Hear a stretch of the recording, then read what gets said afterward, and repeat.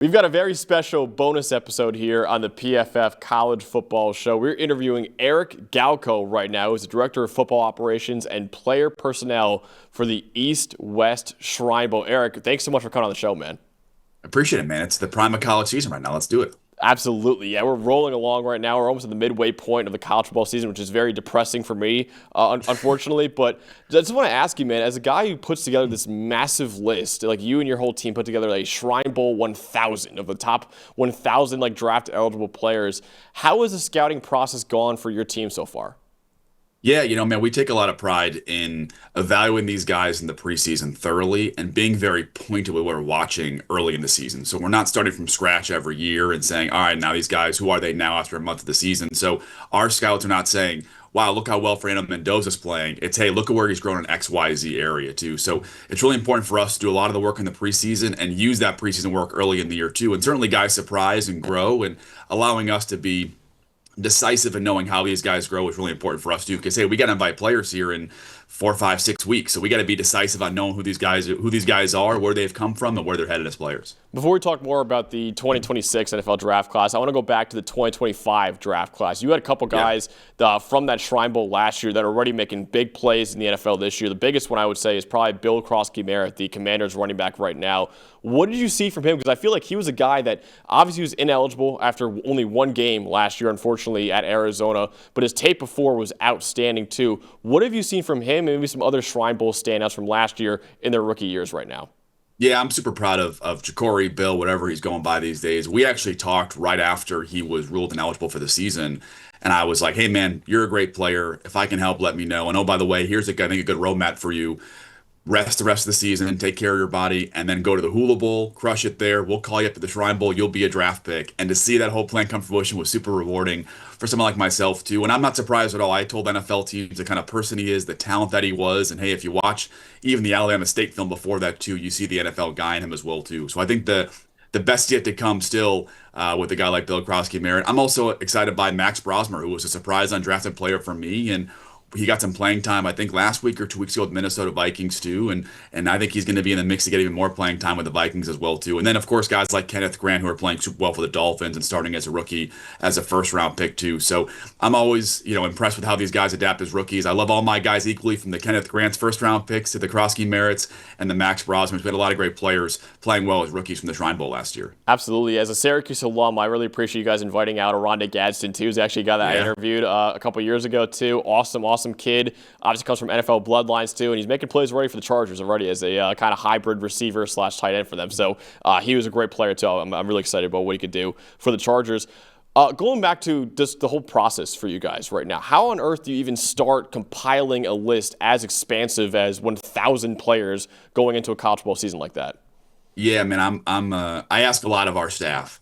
We've got, even for this current college season, we've got over 4,500 players written up, evaluated across the country too. And, whether it's the portal or, just these guys growing and playing as freshmen, we obviously know the Jeremiah Smiths and the Cam Coleman who play early and are impressive, but it's important for us to have a lot of perspective across these guys' college careers. The only way to do that is to do the work early as possible, too. So we have a list. I mean, if we didn't make a 2027 Shrine Bowl 1,000 list right now, we probably could do it. We're ready to go, too. And it's important for us to really take a lot of pride in the build-up to these players, because when it comes to inviting players, we'll use the scouts' input and kind of make a final decision.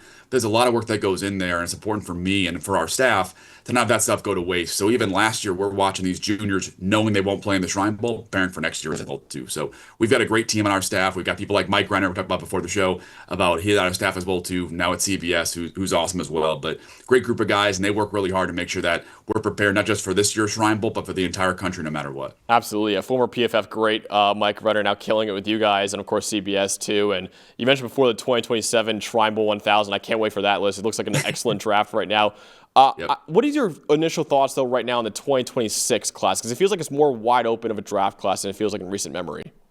Yeah, it really is. And talking to scouts and directors throughout the early part of September, I think quarterback is probably most notable from the flipped on its head a little bit from people expected. But that's really across all positions. My biggest takeaways are, even though some quarterbacks maybe haven't lived up to expectations, they're still good players. It's a really deep quarterback class. We'll see how many guys are top 10 picks or first round picks. Edge rusher is absolutely loaded. I'm not sure how we're going to narrow that list of who we're inviting in our first invites because there's more than enough guys to go around. Maybe Ruben Bain, the first overall pick, obviously playing well for Miami, and then maybe defensive back a little bit weaker too. But it's been a draft class that, talking to directors, it's a cliche thing to say and not every true every single year, but you'll get different wide receiver ones, offensive tackle number ones, guard number ones across the entire NFL right now, which is pretty surprising 1 month into the year based off how the preseason was expected to go. Absolutely. Yeah, I want to touch on that quarterback class right there because it feels like if you asked 10 different draft analysts, they would have 10 different QB1s for you right now. Who are some of the guys that have stood out to you so far in this college football season?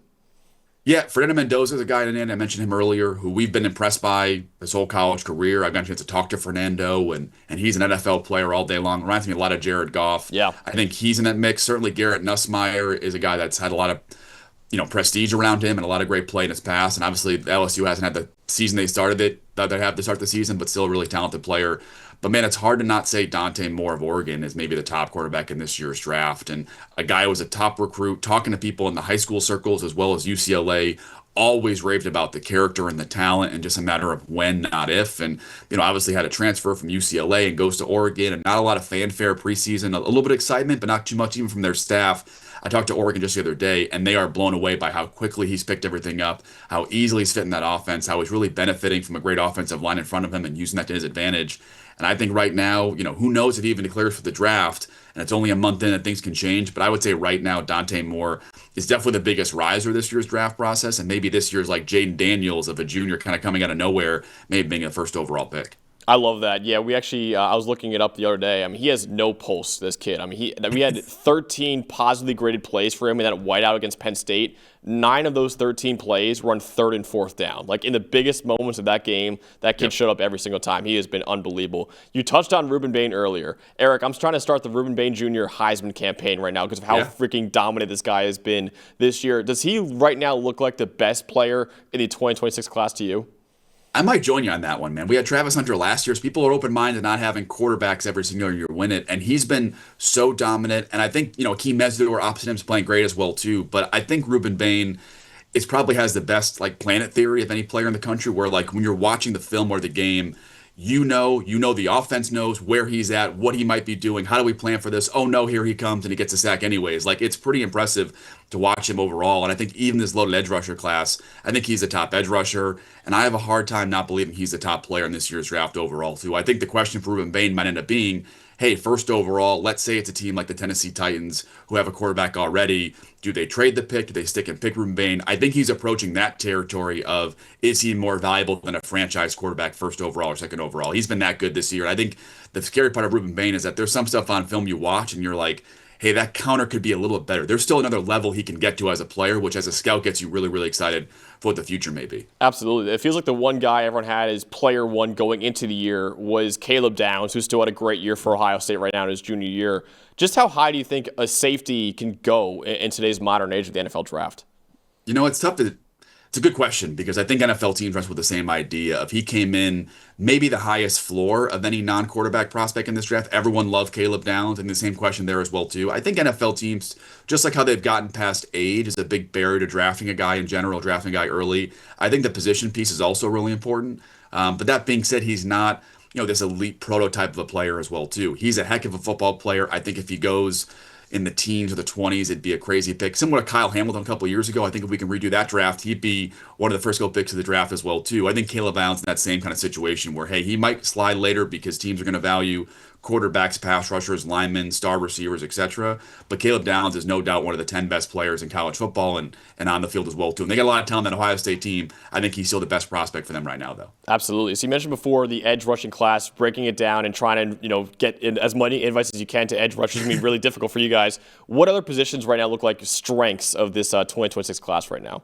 Teams have not drafted off-ball linebackers at a high level, but that also might be the second strongest position group of the NFL. I mentioned the NFL draft. I mentioned Caleb Downs. He's going to compete with Arvell Reese, his teammate, to be the top Ohio State player drafted. He's been outstanding. Jake Goldday, Deontay Lawson, two other guys that are really impressive this season as well, too, but a really deep off-ball linebacker class, too. And I think sneakily receiver is going to end up being pretty deep as well. We got another class in 2027 you kind of hinted at with 2 or 3 studs coming down the road, but Jordan Tyson's going to be a guy that's going to really be a first-round kind of player. The 2 USC receivers, Jacoby Lane, Mekhi Lemon playing well. I love Chris Bell at Louisville. I think he's a Debo Samuel, A.J. Brown type guy, too. So maybe not receiver at the top of the draft. That'll be a strength of this class as well. Absolutely. All right, last question, Eric. You obviously have a database of 1,000, now you said 4,500 players, basically every player in college football you guys have scouted already.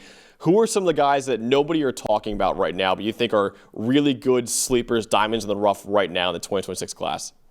I'll say some guys that I think are going to crash the top 50 and maybe the top 100 that I bet people aren't thinking about right now. One is Emmanuel McNeil-Warren, safety at Toledo. I think he's a well-known guy. I wouldn't call him a sleeper. I'm not trying to make the sleeper narrative too difficult, but I think he is more than just a really good G5 player and one of the better safeties. I think he can challenge for maybe safety 2 in this class behind Caleb Downs, and that guy usually goes late round 1, early round 2. David Bailey at Texas Tech, again, another non-sleeper as well, too, but I think people are looking at him as a really good pass rusher. Guys like him go top 10 in the draft most years, too. He's going to be a guy I think rises up in a big way. And then the running back class is pretty wide open. I'll say Justice Haynes at Michigan, one of my favorite running backs to watch each and every week, too. And again, similar to safety, we've got Jeremiah Love at the top and then a kind of an opening area, too. I think Justice Haynes, he's an outstanding, explosive open field running back. He's got great vision. He's been a great pass catcher. He's been really good as a pass blocker this year as well, too. Not quite Travion Henderson, but I think he's a guy that teams are not going to want to let slip past early in the second round if he does go that long as well, too. So those are my 3 guys that maybe not sleepers, but guys that could be first-round picks or top 40 picks.